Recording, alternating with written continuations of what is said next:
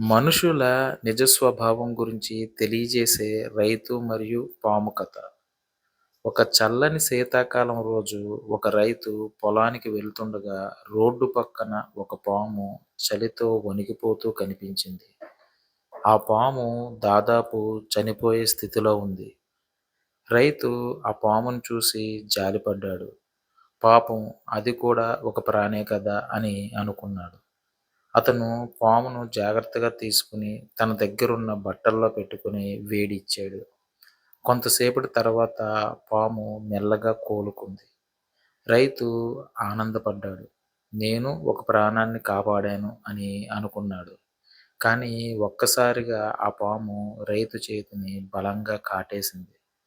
రైతు షాకయ్యాడు. బాధతో పాముని ఇలా అడిగాడు, నేను నీ ప్రాణాన్ని కాపాడాను. అయినా నన్నే ఎందుకు కాటేశావని. పాము నెమ్మదిగా సమాధానం చెప్పింది. నువ్వు మంచి మనిషివి. కానీ నేను పామును.